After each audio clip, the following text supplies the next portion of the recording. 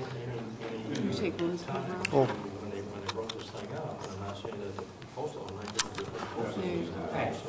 No, we took the time to do this thing up to exempt veteran organizations. Hey, Pat. All right. Good to see you. Something, I'll tell you. You got my card. All right, thanks for coming down.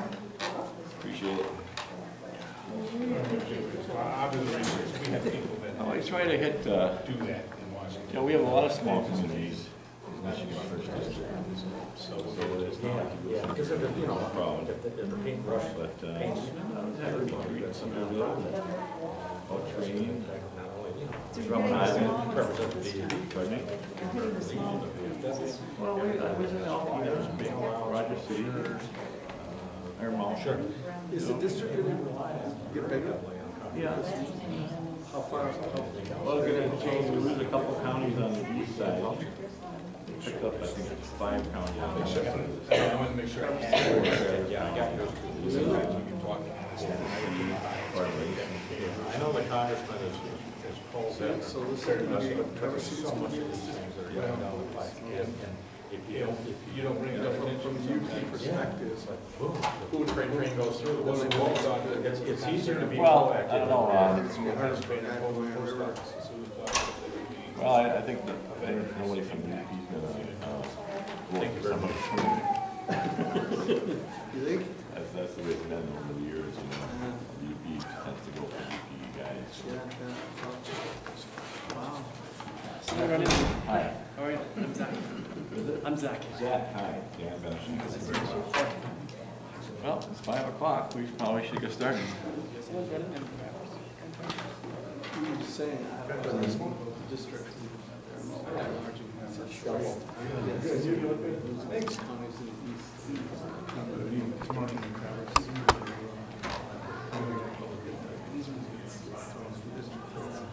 Oh, yeah, okay. Well, good afternoon. It's 5 o'clock, so I'd like to start on time. I'm Dan Benishek. I'm your representative to Congress, and I've been there since January, and let me tell you, it's something new for me. I've been a general surgeon all my life, and I'm used to getting my way. But right now I'm pretty frustrated about what's happening in D.C. We passed a lot of measures in the House, and of course we haven't been that successful because the Senate doesn't seem to want to pass anything themselves. I'm just going to talk a little bit about what we've been doing in Washington and the President's Jobs Act, and then just a few minutes for the presentation, and then I'll be open for questions, and I'll be happy to answer any questions you may have. So with that, let me stand over here maybe.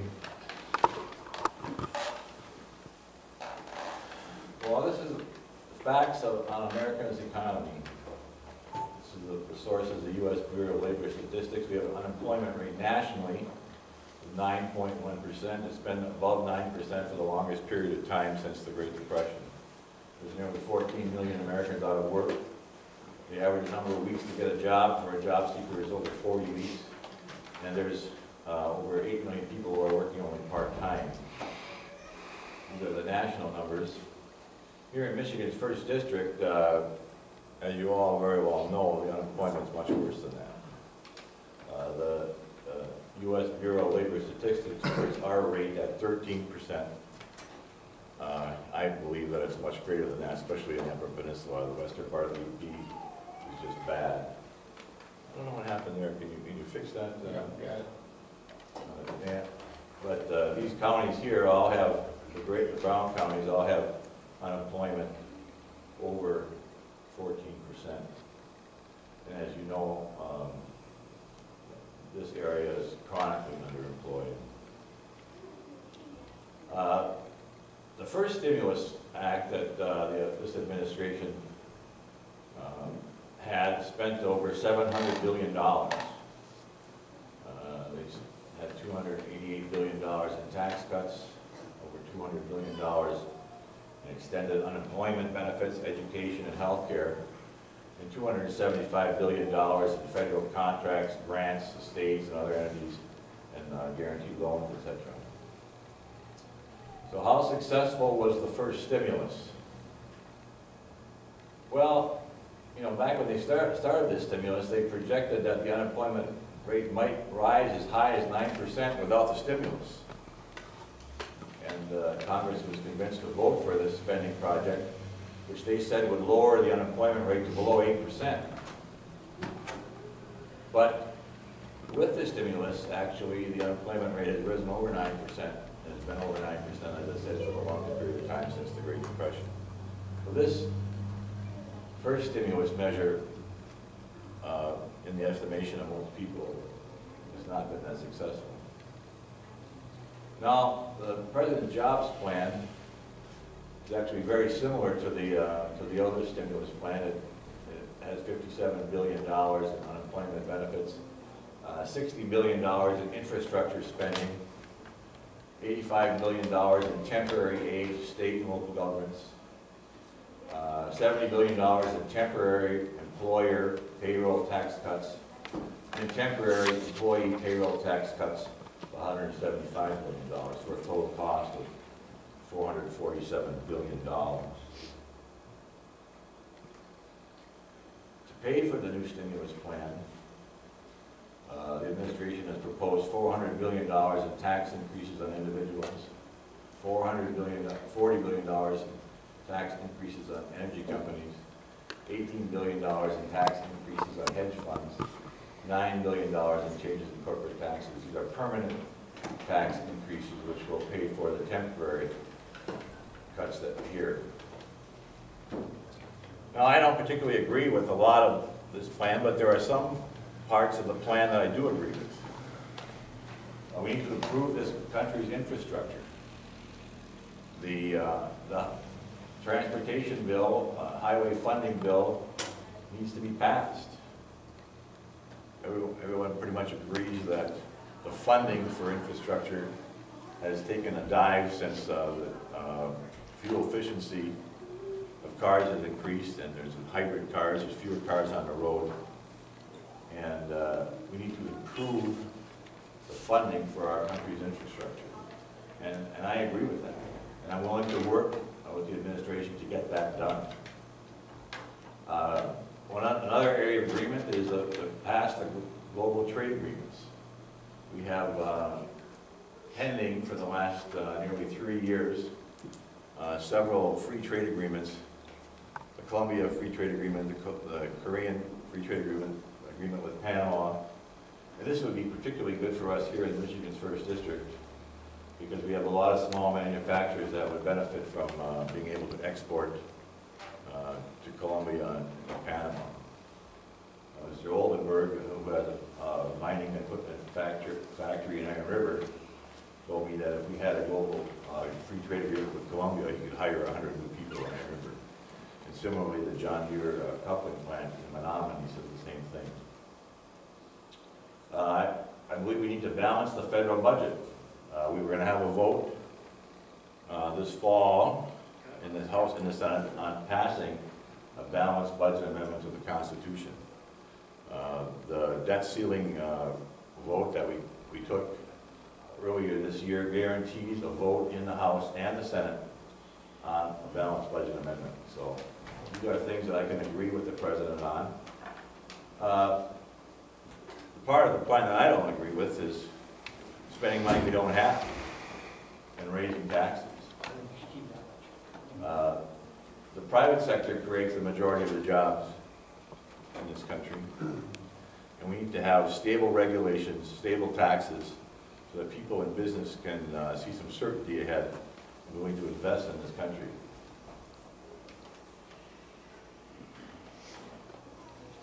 This is our projected federal deficit in billions.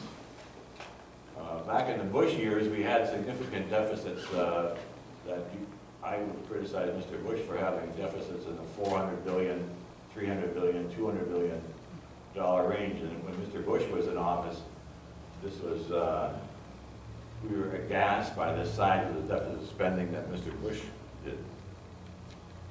Under Mr. Obama, though, we've had deficits in a $1.5 trillion range, with deficits projected of nearly $1 trillion a year for the next 10 years. So, I believe we need more economic growth and less growth in government. As I said, balance the federal budget, loosen the noose of federal regulations.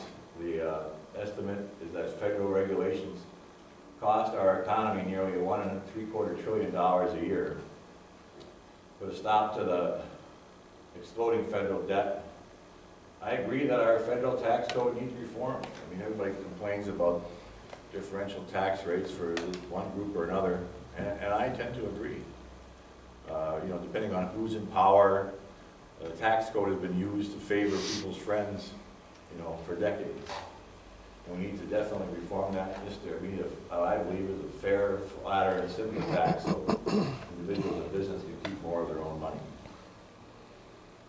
And I believe we need to utilize our natural resources here at home. The Upper Peninsula and Northern Michigan has a wealth of natural resources, including timber, minerals, and energy reserves. And this is, to me, a natural way of bringing our economy back.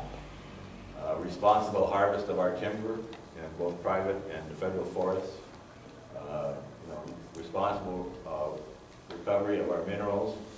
And we have a lot of oil and natural gas in this state as well that would tremendously help the economy and get good jobs for people throughout the district.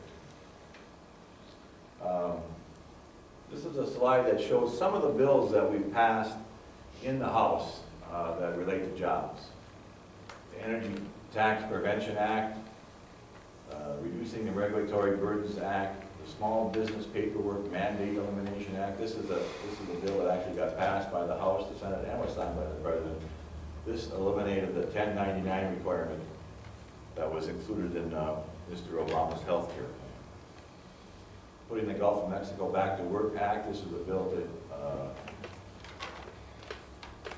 make sure that the Department of the Interior issues or rejects drilling permits in the Gulf, the stopping Mr. Obama's offshore moratorium, and a budget. We passed a budget in the House. But you see, most of these pieces of legislation haven't gotten through the Senate. And let me say this. To tell you the truth, I think most of the frustration of people in Congress of not getting things done really relates to the Senate.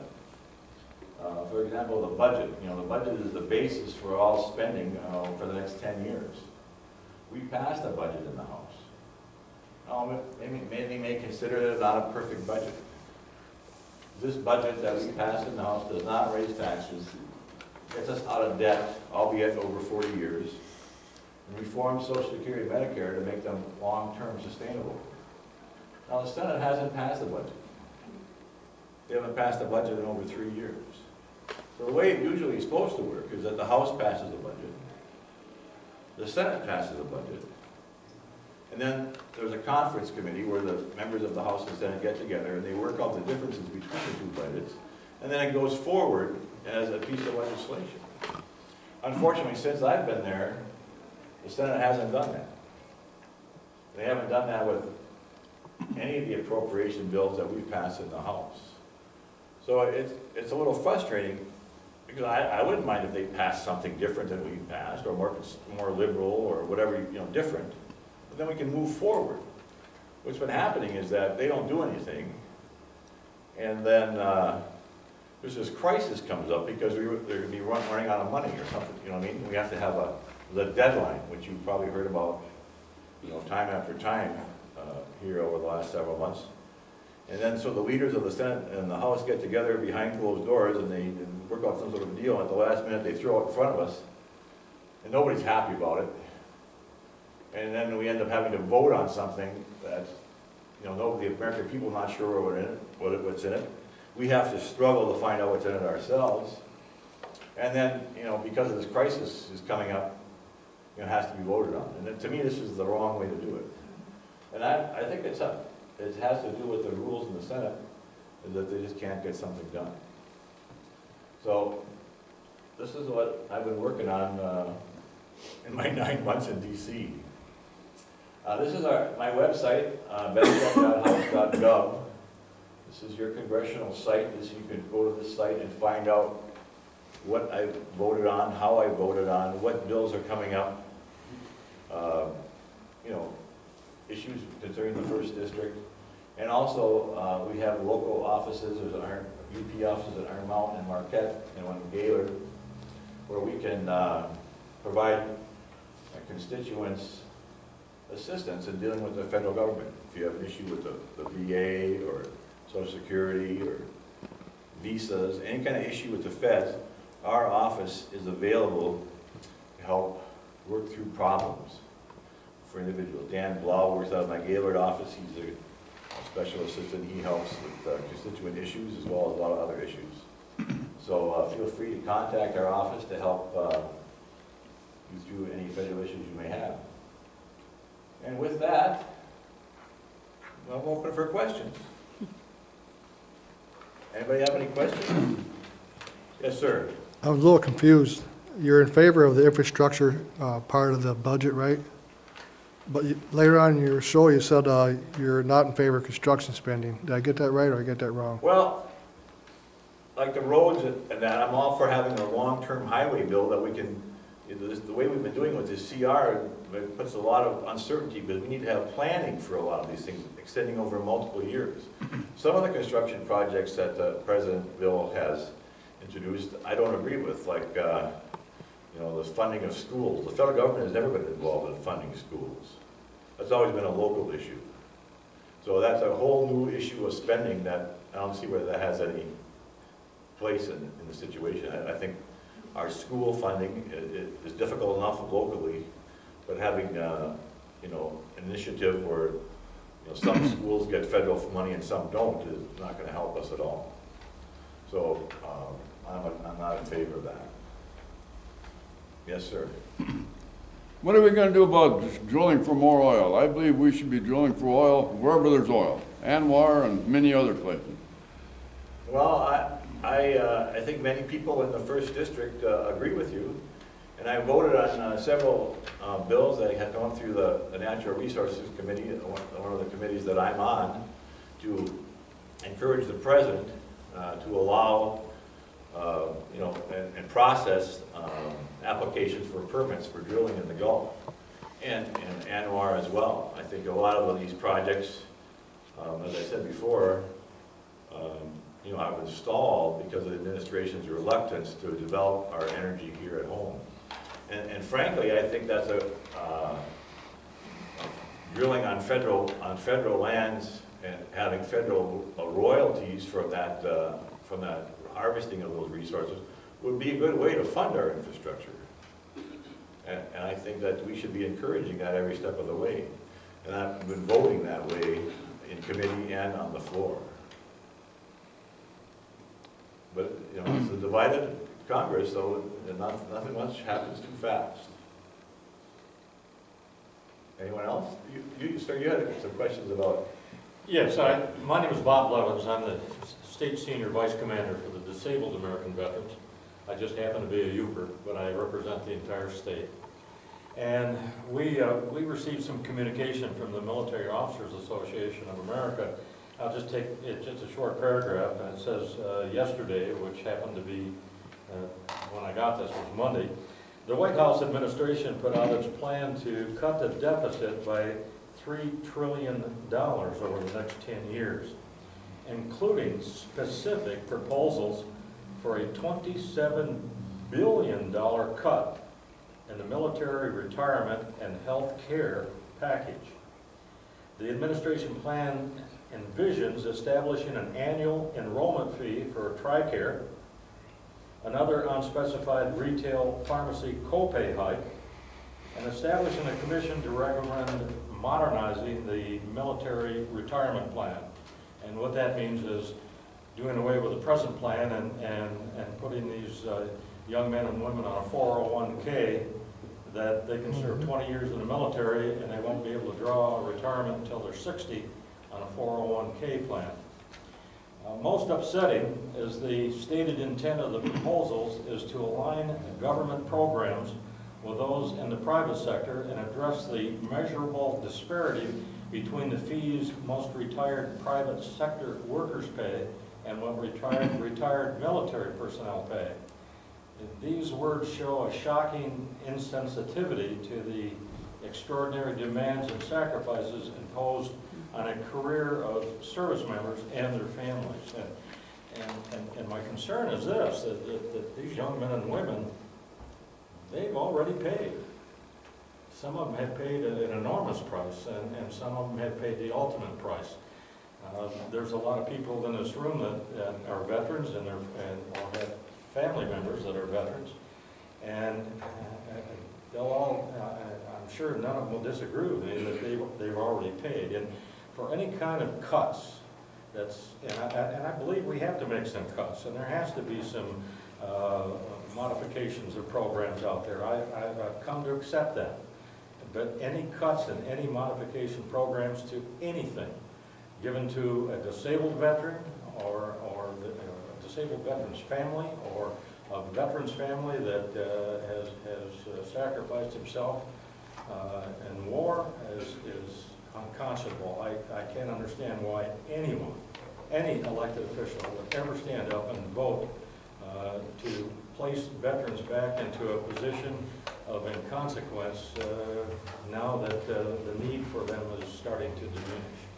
Well, I know. I'm unfamiliar with But this let me piece say of this before legislation. I go any further. I've talked with you before when you were running for election, and I know your feeling toward veterans, and I know that you are a pro-veteran person. Right. So I'm not attacking you. I'm just asking you what your opinions are and what you intend to do. You only have one vote. Well, I'm not familiar with this proposal by the president that you speak of here, but we're going to certainly investigate that. I mean, it hasn't come before our committee, that's for sure. You know, as you all may know, I'm a general surgeon. I worked at the in private practice, and I worked at the Veterans Administration Hospital in Iron Mountain for 20 years. And you know, I picked the Veterans Affairs Committee specifically because we have a lot of veterans here in Michigan's 1st District. Thank you. 70,000 veterans in Michigan's 1st District, and they're scattered over a very wide area in rural towns. Actually, there's only about 14 other congressional districts in the country with more veterans than we have. You know, we have over 10% of our population is veterans. So I went on this committee specifically because, you know, I'm familiar with a lot of the veteran issues, having worked at the VA hospital, and I think I've been contributing in that committee to veterans' welfare by my experience at the VA. Not that there's some things that couldn't be cut. For example, I'll give you one, waste in the VA. For example, with the VA in Iron Mountain, they had to switch to all E85 trucks that burn at 85% ethanol trucks. So they had to change their entire truck fleet to burn E85. And since you can't buy E85 in Iron Mountain, they had to put in a $400,000 E85 fuel tank. Well, there was like $1 million spent on converting their trucks to E85, which I don't see how that really helped any veterans. You understand what I'm saying? Yeah. So there's stuff like that in the system that it's not that easy to wade through and figure out how that money is helping veterans. So stuff like that, I'm all for fixing. Because that money that we send to the VA shouldn't be spent for E85 trucks, it should be spent on veterans. I held a hearing in Iron Mountain to discuss, you know, veteran issues that related to the fact that our veterans are a long way sometimes from a facility that they can get medical care, and there's a lot of transportation issues, and the DID helps a lot with their vans, but we're certainly not going to be voting to cut benefits to disabled Can I just say, as veterans. long as you mentioned the van, a very good friend of mine, who's one of the senior staff members over at the VA hospital in Iron Mountain, told me this just yesterday, that there are measures on the table to eliminate the travel pay that they now presently give to veterans. From here, a veteran has to drive 4 hours from here to go to the VA hospital, and they'll give him travel pay. There's a measure on the table to eliminate travel pay completely. Well, I don't find myself supporting something like that. I know just recently they got more vans at the VA we have my staff member in Iron Mountain and the director of the VA hospital meet just about weekly to discuss things that we brought What the up. VA will do, and here's what they talked about doing, is having a van, like one of these little mini buses. And you've got let's say a 2 o'clock appointment at Iron Mountain. They'll pick you up 6:30, 7 o'clock in the morning with this van, and you'll drive all over the Upper Peninsula picking other guys up until that 18 or 21 passenger minibus is filled, and then you'll drive to Iron Mountain and you'll have your appointment, and then you'll get home maybe midnight. And so if a veteran says, no, I'd rather drive and collect the travel pay, the measure on the table now says, no, you won't collect travel pay. You'll either take the van I see. or you'll get zero. Right, well, we'll have to definitely look into that. And And I know that's like, you know, because of our rural area, it makes it really extra difficult for people to get the services that they need. You know, one of the things that we proposed talking about, at least in the committee, is, you know, allowing some of the services to be done locally. Saves the whole travel business. You know, just eliminates that by having a local provider being able to do some of the work sure. that the veterans affairs, you know, people in Iron Mountain do. And that makes much more sense, so there's no travel involved at all. So there's a lot of different ways to look at how to solve that problem, and, you know, we're looking at it, but, I mean, it hasn't happened yet, but I mean, some of the things we're talking about. Thank you. Yes, sir. I had maybe 2 questions on the recent news article that I saw. It was either in the Free Press or the Detroit News about the auto manufacturers vote or piece, the auto manufacturers investment in the CR that came up earlier last week that Peters and those were pushing for. But then it said that you and the Republicans and the delegation voted against the auto manufacturer investment for, I think, the updated technology. Well, those are loan guarantees. You know, that ended up coming off the table, okay, because the last CR that we had, we had voted on in the House, there was emergency funding for FEMA, you know, the emergency department, you know, where they send money to flood areas and that. So the Senate rejected that. I mean, this is the first time that the FEMA emergency funding was offset by partially offset by a budget cut somewhere else. Okay? In other words, all in the past, all this emergency FEMA funding is just spent without paying for it. I mean, so it just adds to the deficit. This bill that we passed in the House offset that with a budget cut somewhere else, and that budget cut was the loan guarantees for, you know, the auto industry to improve their mileage or, you know, high-tech funding for these corporations. Yeah. So it was a, you know, the funding came from Michigan. You know, the funding cut came from a Michigan sort of based area, but I think the point of the whole measure was that we can no longer just spend money we don't have. We have to try to, if we're going to spend extra money on FEMA, we got to cut it somewhere. And that was the point of that measure. What happened was the Senate rejected that, and then they found out they didn't, you know, they said they needed $7 billion in emergency funding. And rather than set a precedent for offsetting the FEMA funding, the president said FEMA didn't need any emergency funding. After all, they actually had the money. So that was sort of a surprise to everyone that there was enough money in FEMA to continue doing the emergency work, but we had been told that the money was going to run out like today or tomorrow. So then all of a sudden, when it came down to setting a precedent for cutting funding, they didn't need it. Yeah. So then that part was removed from the bill. The offset part? The offset, and the emergency FEMA funding, that was just removed from the bill. How come, why do you think that you and the Michigan delegation voted against something that pulled money out of Michigan?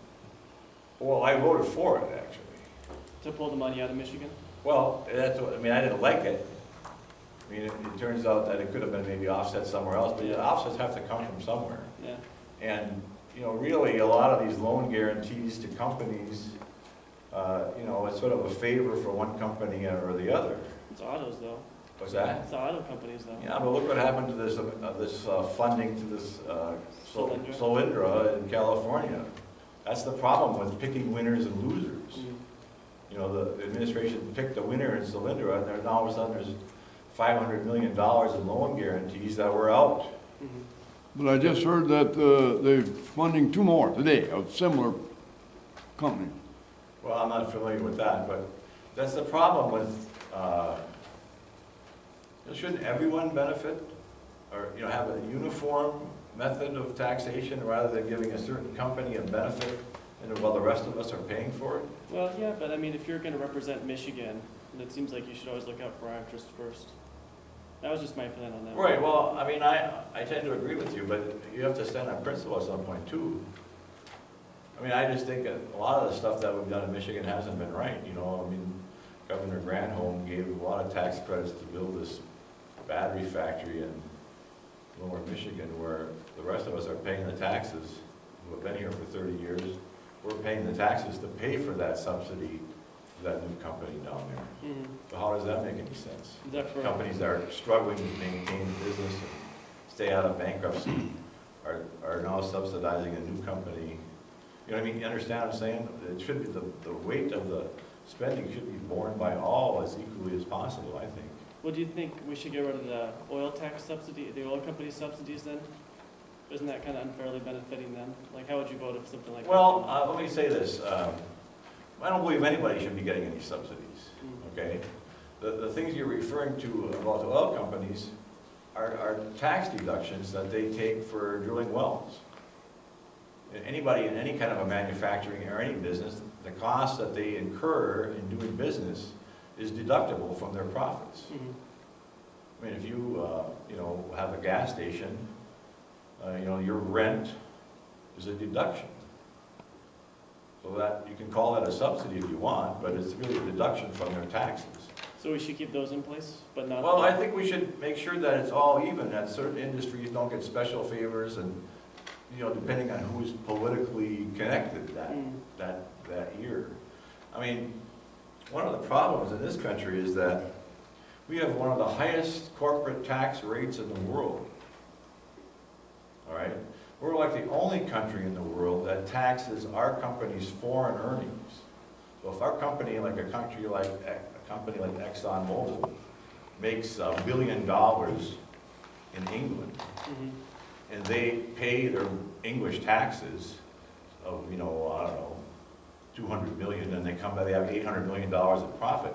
If they bring that $800 billion in profit back to the United States, they're taxed a second time. Yeah, but that's only if they repatriate that money. A lot Right, of well, them, they'll do they're not is gonna repatriate it. reinvest it. If they're taxed a second time, they're gonna invest it overseas. Mhm. That's part of the problem, because every other country in the world allows companies to bring their foreign assets home so they can invest them at home. So you'd, Because if they brought that money home, they would invest it in more facilities here, they'd pay it out in dividends here, they would bring the money back to America where we'd all have some benefit from it, rather than building a facility in England. so would you repeal that, it's like whatever it is, percentage goes, would you repeal that tax? I don't know, it's not a break, would you? Well, guess I get think, rid of that I think tax we to should be, you know, we should be competitive with other countries so that, you know, we can do our investment here. People are investing in other countries rather than investing here in America. So would you get rid of that repatriation tax? I think I'd be in favor of that. Mhm. Anyone else? Yes, Yeah, I sir. got a concern. Business regulation.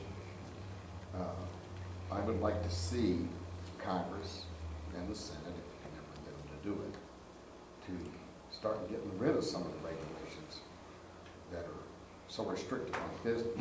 Case in point, my first time I expanded my business, it cost me about 6 months of my time and about $3,000 to $4,000. The second expansion took me 5 years and tens of thousands of dollars. Same expansion, exactly the same. The only difference was we fast forwarded up 15 years. Now I had all these regulations, this, that, to deal with. Nothing changed, but I still had those. Right. And I'm paying everybody and his brother, I'm writing a check. Well, we're doing that. you know, we just passed this train act in the House, and a lot of people criticize that, but what it is a bill to set up a commission to evaluate the cost of regulations that the EPA puts out, that as being one agency of the government, okay?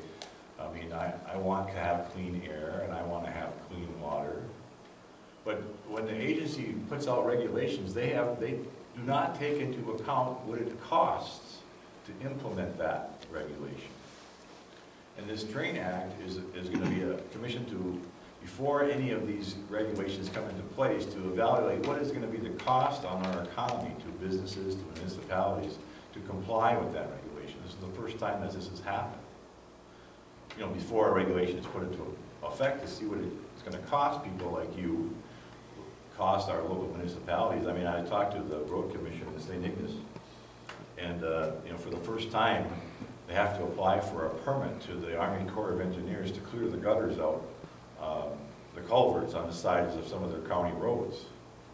They never had to apply for an Army Corps of Engineer permit in the last 60 years that they've been cleaning out the same gutter.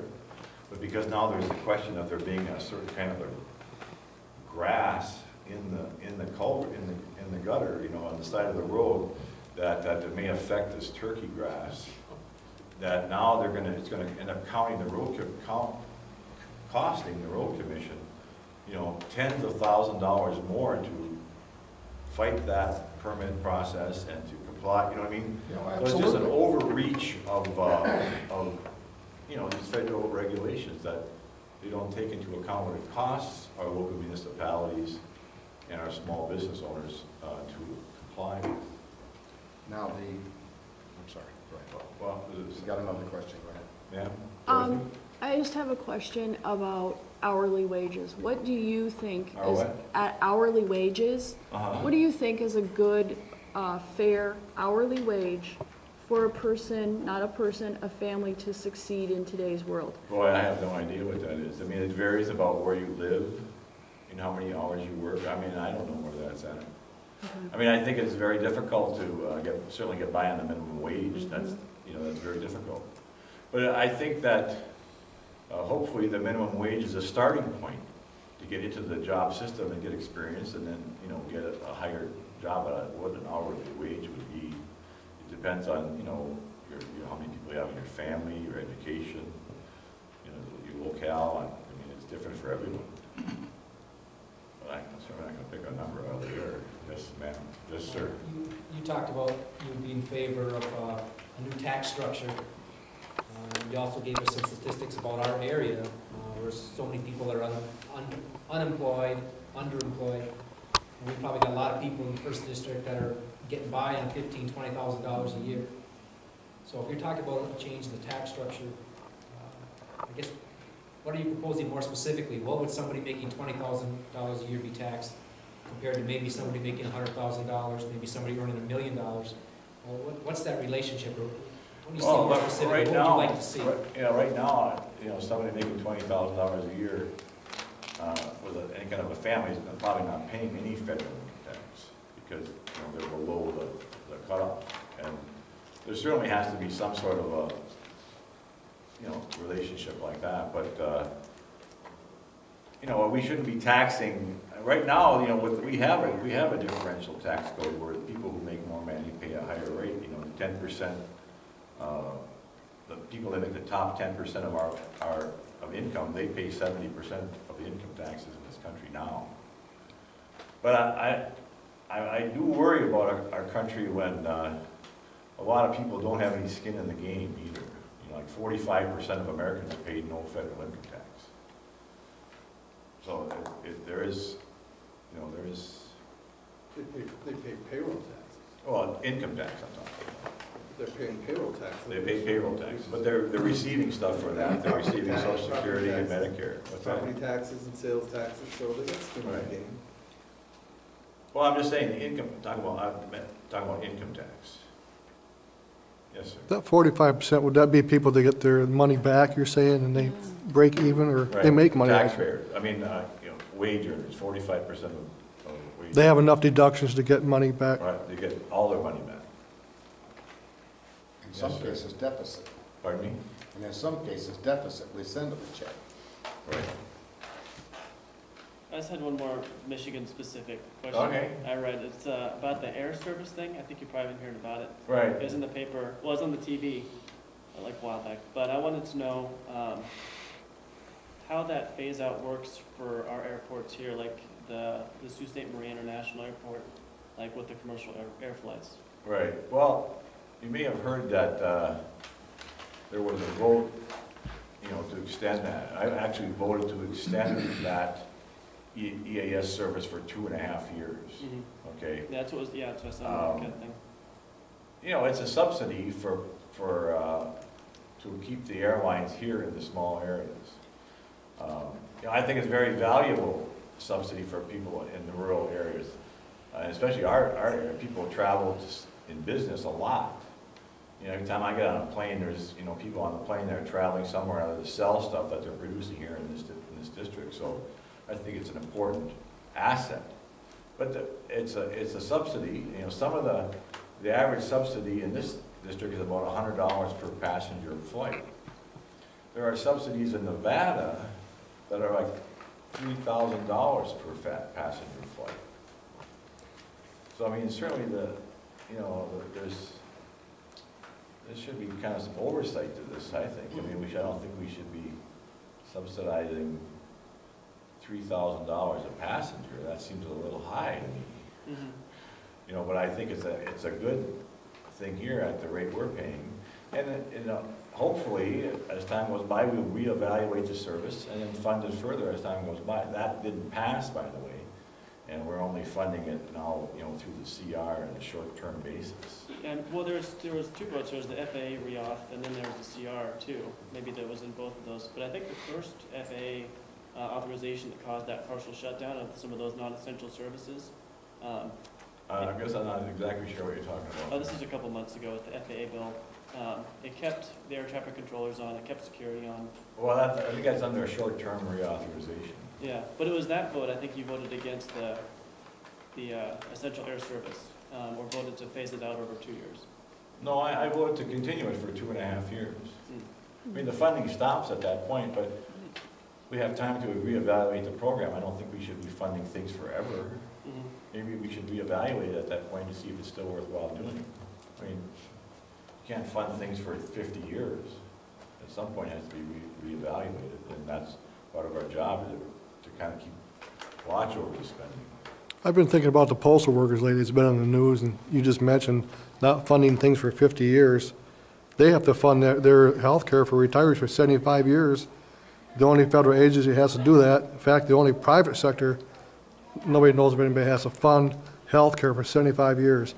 And they say that's why they're in such dire straits, the post office. And they have to pay out $5.5 billion by September, by tomorrow, I believe. Right. Yeah. There's some controversy about those numbers. The Office of Personnel Management says that that's incorrect. I mean, what you're talking about is taking money from the pension plan for the postal workers and putting it in the general operating fund. All right? For the health I'm care. not going to vote to take I was money told from just the health care, I pension didn't plan know, of the retirees and put it in the general operating fund. But what happens when that pension plan runs out of money and those retirees don't have any money? Then what? I was told. I mean, I'm just saying, sorry. you're quoting these numbers, but That's just what I read in the another agency of paper. the federal government contradicts what you're saying. Mhm. Okay, so I'm not going to be voting to take money from the pension plan. What you've seen what's happened to lots of pension plans lately. They've been bankrupt. Is it the pension or health care? I was a little It's the confused. pension It's a plan pension for plan. both the retirees, and it's an argument about those people who served before 1971 and those after 1971. I don't know what they mean by that 75 years in the future. I mean, I got my staff Well, there was a bill. looking at these two bills. There's a couple of different bills out there. This gentleman brought up one earlier, the one you're mentioning, and then there's another bill to, put an oversight committee over the Postal Service because, they need to evaluate their cost structure. I mean, volume of mail has diminished dramatically in the past 10 years with the internet and that.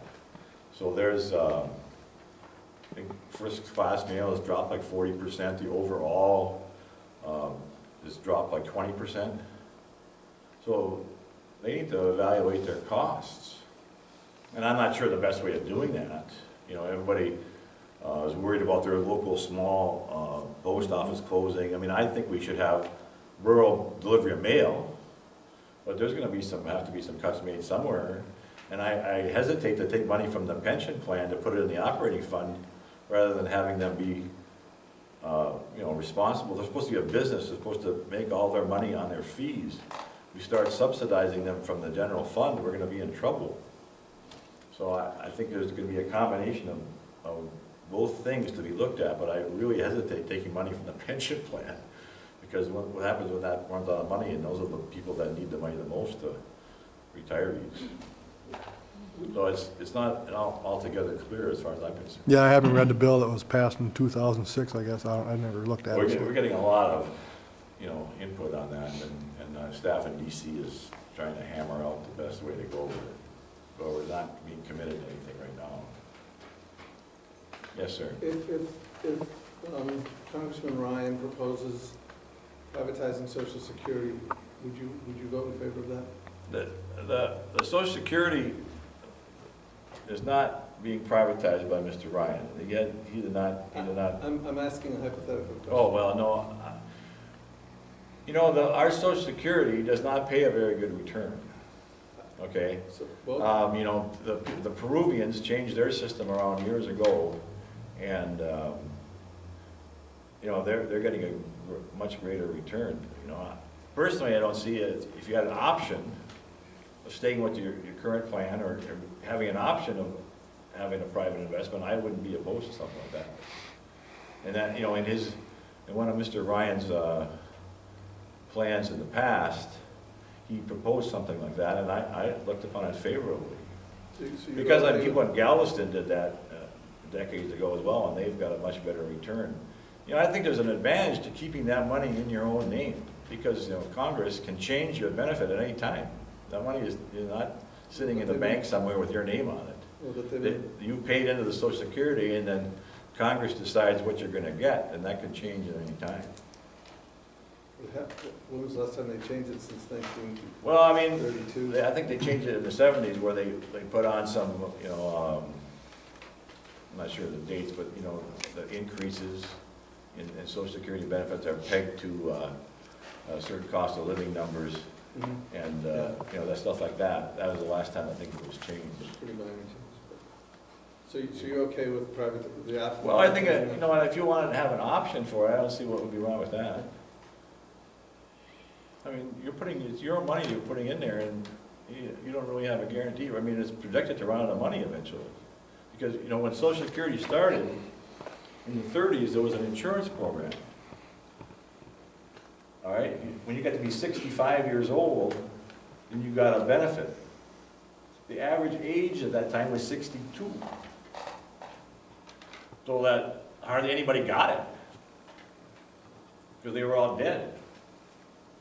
All right, and then at that time, 18 people were contributing for every person that collected. Today, 3 people are paying in for every person taking out. In 10 years, it's projected that only 2 people will be paying in for every person taking out. And it's not like they took that money that you put in over the years and put it in the bank account, having it sit there for you. They spent it, and they replaced it with a T-bill.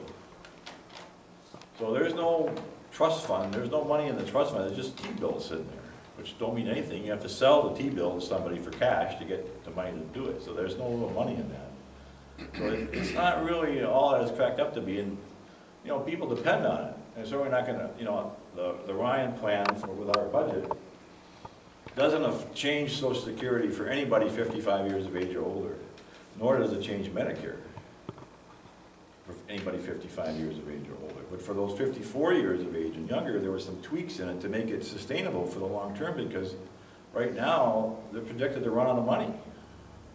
If we don't do anything at all, they're going to run out of money. And if we don't, you know, look at it that way, see that we must do something to change it equitably for, you know, our senior citizens, and for the young too, because they're gonna be paying into a system that may not be there at all when they reach retirement age. Yes, sir. Along that same line, are you familiar with the windfall elimination program in Social Security? No, I have not. Okay, actually, as part of the 1986 tax overhaul, I think Danny Rothman-Kelsey that proposed it and had it put in. But what it does is deprives a lot of retired police officers, sheriff officers, firefighters, teachers, anyone who received pension check from a government entity automatically has 50% of their Social Security benefits reduced. It's called the Windfall Elimination Program. It's been in effect for many, many years. Totally unfair. That last check there, something like 186 congressmen that want to repeal it, or so they say publicly, but Well, I'm not familiar with that, but Dan, could you look into this issue for me? Because there's so many things out I there. know what he's talking about. You know, it's kind of scary, some of these municipal, you know, nurses have gotten great benefits like in California, where people get $108,000 a year retirement. Sault Ste. Marie is not giving the cost of living increase to their retirees in 20 years. So therefore, those people are getting the same benefits they were 20 years ago, hardly a windfall. So the federal government says, well, in addition to that, we're going to deprive you of money that you earn, benefits you earn under Social Security by working elsewhere, whether it be military, moonlighting, prior to your... I don't think they pay into it. Myself, for instance, I worked Well, there are some rules that, you know, if you're entitled to Social